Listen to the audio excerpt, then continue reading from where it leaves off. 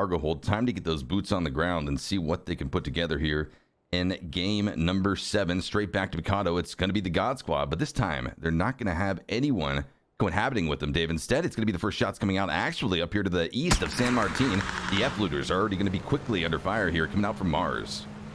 Yeah, F-looters, as we just, kind of recapped on the overall circle over here. Talking about teams that don't need to worry. High Cloud, they won one game yesterday. They did get themselves a chicken dinner. And as we just mentioned, they're going to be in 4th place on the overall leaderboards. Another squad that kind of as the day progressed, their skills and their playstyles also progressed. San Martin, but is definitely hungry for more, as you see him already starting to rotate. But so are the Rusty Mofos, and right into the barrel of Babbler's SLR, able to find a second knockdown. Down goes Big Giggle Sticks, leaving 3 remaining. I believe they were able to at least save their other fallen teammates, so are still going to have 3 up on the boots and on the ground, but it is going to be all she wrote for Big Giggle Sticks. The Rusty Mofo is going to be losing one early on here and taking a quick departure. Points are going to matter, definitely. I mean, we only got 6 more games here to go today, and top 8 will be the squads moving on into the next round. Talk about teams that, just for a quick moment, that really had a tough showing yesterday in the first half. I know you'd probably agree with me, but this one, the God Squad of God Squads. Yeah. Well, not so nice is going to be this rotation coming in from multiple different teams, 3 or 4 to be exact, from this exact same rotation path. The members of Oppie Boppie would be very caught out trying to res their teammate while other teams are rotating around them. Regime's getting knocked into the ocean. Holy cow, Dave, he just got knocked into another universe right there. I just saw his body go flying on the horizon, but the other members of the F-looters are under siege right now. Oppie Boppie has been able to find a res on their teammate and are looking to try to capitalize on any of the teams that were trying to flush them out of the game. Successfully taking out HD Beast. That's going to be a good pickup here for Oppie Boppie, their first kill of game number 7. Yeah, and this is the F-looters. They are some heavy hitters when it comes to this lobby. 2nd place altogether on the overall. So definitely a team that you want to kind of avoid here because of their performance yesterday when it comes to their fragging abilities. Now, we do see his next circle for the Paricio. We already got a squad. I believe the Frat Pack is going to be occupying right smack in the middle of that, but High Cloud out here in for these teams to have to play off of. 50% of that going to still be water. And well, the play area getting smaller and smaller and smaller, and that's why we have so many teams clustered near each other at the crossroads here outside of Puerto Pariso. It's getting lit, Dave, and Frat Pat is right in the center of it all. Yeah, Frat Pat. I mean, we just saw just a moment ago on the map. There's really only 3 areas of action, and that's going to be the fight that we just saw with 64 up out there in the where I wasn't really paying attention to that in the chat, but definitely let us know once again. Best of luck to that team. But finally, here comes a fight going to be popping up between 64 up and High Cloud. Nice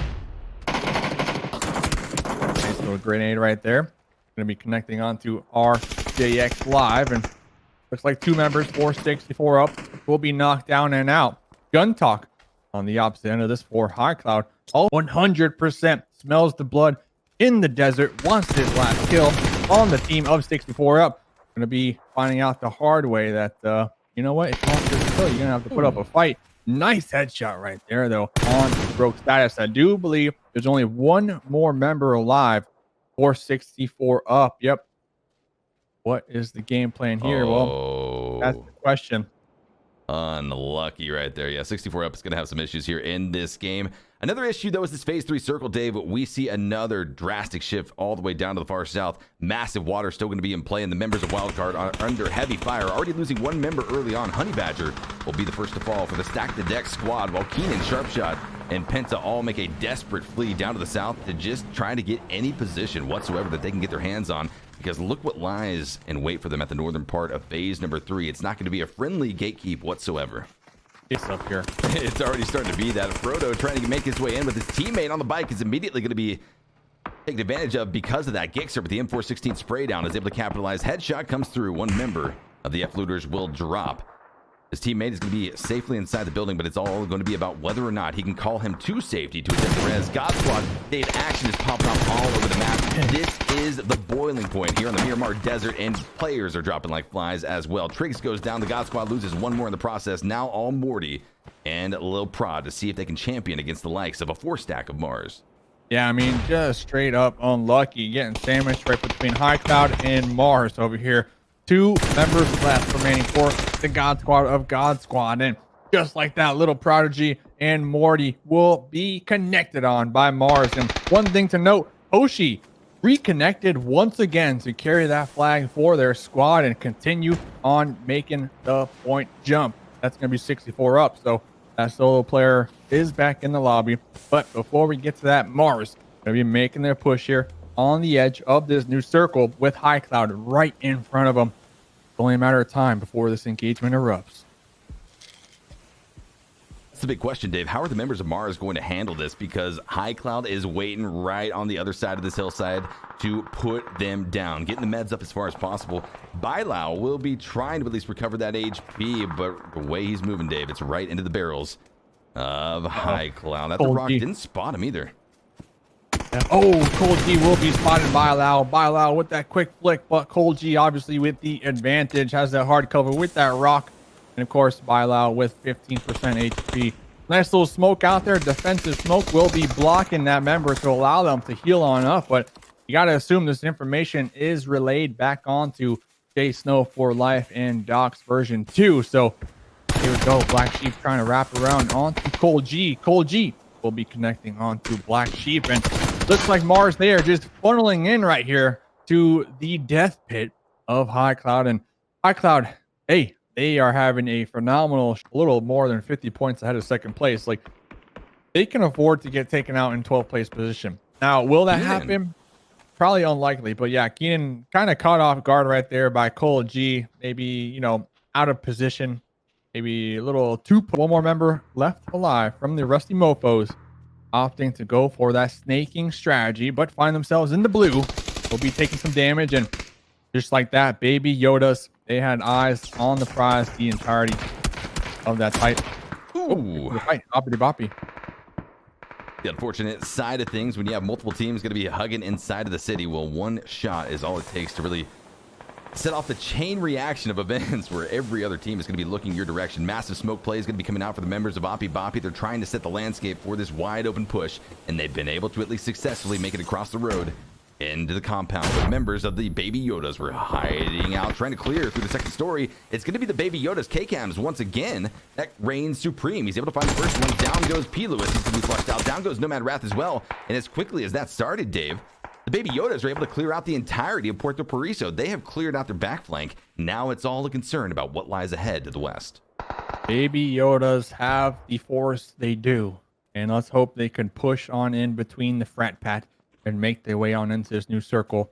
Let's not forget about High Cloud. Going to be right behind Wildcard. Wildcard Tentacle is aware of this. We'll be connecting onto Cold G just like that.